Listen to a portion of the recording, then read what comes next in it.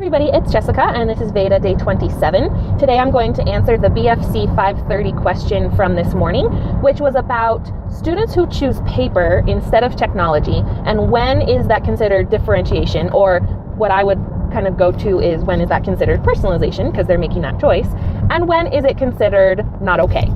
And I really struggled with this. I've been thinking about it a whole bunch since I saw this topic get submitted over the weekend, and I scheduled it to be sent out today, and I kind of feel stuck when I think about that question and where generally I see a question and I'm like, oh, I know exactly what I think about that, and I know where I stand on that. This one kind of stumped me a little bit, and it really forced me to think a little bit more about what I believe as an educator and the difference between allowing student choice and pushing kids out of their comfort zone, and what our role is as a facilitator of learning and helping students to understand themselves better. And so I think one of the things that was getting me hung up a little bit is the wording around when is it not okay, because it was talking about students who are making a choice. So students are choosing paper, but you're saying that choice is not okay. And so one thing that I think I've kind of decided is that I do not like the idea that we as adults should be telling kids that their choices are not okay. I am not the kind of educator who ever wants to look at a kid and say, like, well, that was a bad choice. You chose poorly, child.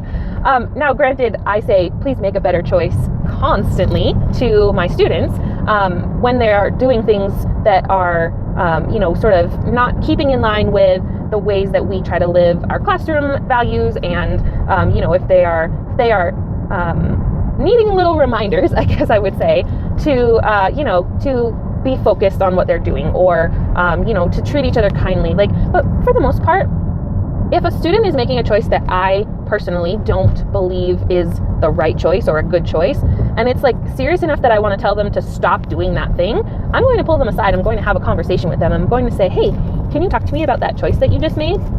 Tell me about that. Why did you choose to do that? Was that intentional? What from your background and your experiences thus far in life have brought you to this place where that was the choice that you made? What were you thinking about when you made that choice? Was it an intentional choice? Was it sort of just, an impulse? Did it just happen? I'm going to talk to them about that, because that is where, for me, the learning happens. I love having conversations with kids. People used to say to me all the time, oh my gosh, now you've got one-to-one Chromebooks, and you have YouTube open, and you have kids listening to music on their headphones while they're working. How do you keep it? It seems like it would be chaos. How do you keep control of that? And I'm well, I don't keep control of it, because it's not my job to control the children. It's my job to really facilitate that learning environment and help them to make good choices, and make sure that they are learning and growing and, getting everything that they need in the course of a day. But my favorite thing, and this is going to sound probably really weird, my favorite thing, because people used to ask me too, how do you teach digital citizenship? And I'm well, there's a lot of great resources, check them out, and you should preempt and front load a lot of that kind of stuff. But really, my favorite thing was always when a kid made maybe a not so savory choice with their technology, and then I got to say, oh, wow, let's all come and sit down and let's talk about the thing that just happened in our community, and let's talk about why that was not really benefiting this learning environment and you as a learner and your neighbors and their learning.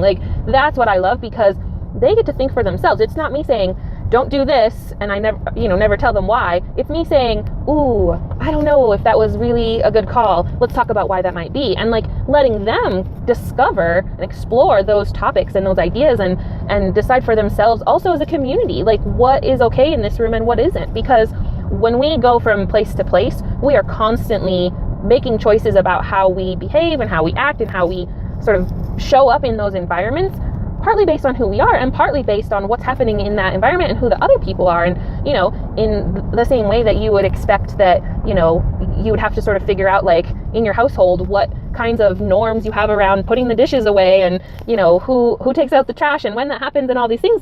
This is a community, and we have to figure this out together. So I always loved having those conversations with students, because for me, that's where the juicy, rich learning happens. And, it was always in those moments where I was yeah, this is why I teach. This is what is important, because I know that, yeah, I can teach you math facts and I can, deliver content to you all day long, but I could also stick you in front of a computer or any other person who could deliver that content to you. But I think I always felt the thing that made me special as an educator was that I really knew how to build that community and build those relationships, and help kids understand who they were and like really dig deep and think about the world around them and who they wanted to be and the kinds of humans that they were then and that they wanted to continue to be growing towards.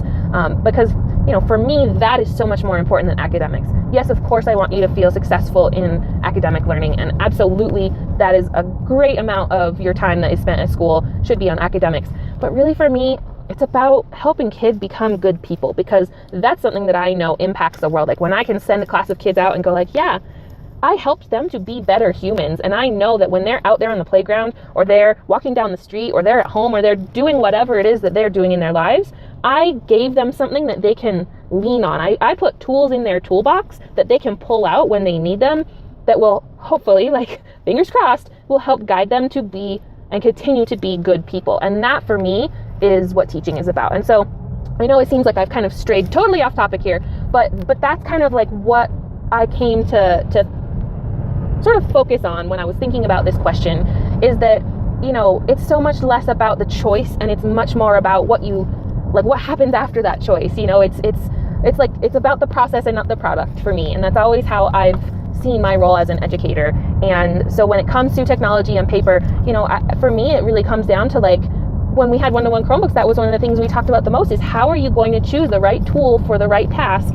based on who you are as a learner and what it is you're trying to accomplish. And I had some students who would draw things or paint things or, build something out of clay. And I had other students who would do the same exact task in a Google drawing or in a doc or in a slide presentation. And I had other students who were in their notebooks. And like, that's to me how, again, like that was the second thing that I always was like, yes, like, oh, I did my job. I'm doing something right. Because there were so many days, probably every day, I had at least a few minutes where I was like, oh my gosh, I'm ruining children. Like I'm not serving them. I'm not doing my job properly. Like I'm not helping them.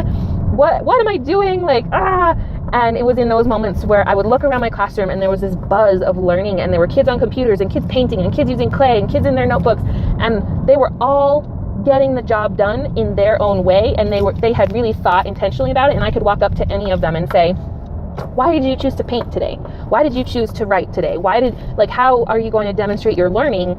And they could tell me and they could articulate why they picked that method to demonstrate their learning and to attempt that task or activity or content that we were digging into. And that for me was like, yes, it's working, because I'm not going to be there to tell them like, you must write this as a 5-paragraph essay. That's not, I used to tell my kids all the time, I'm not going to be sitting on your shoulder all the time helping you make a choice or telling you what to do. That's why it's my job to help you to be able to make those choices for yourself.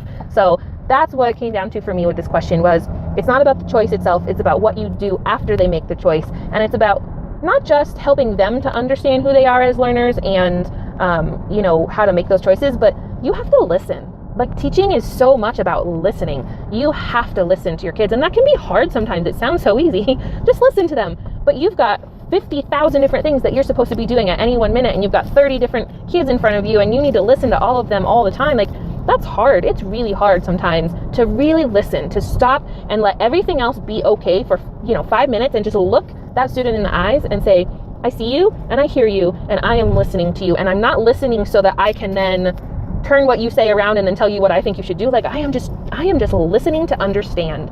And that can be really hard, but for me, that's what it's all about. And then taking what you heard and doing something with it with the student, not you telling them what to do or doing it for them, but doing that together. So that's what I'm thinking about today when it comes to this question. Really got me thinking a lot this week. So, again, thank you to the BFC community for always getting my brain going and, really having to dig deep into who I am as an educator. And I love always revisiting my philosophy of education and what all that means to me. So hope everybody has a great day, and I will talk to you all tomorrow.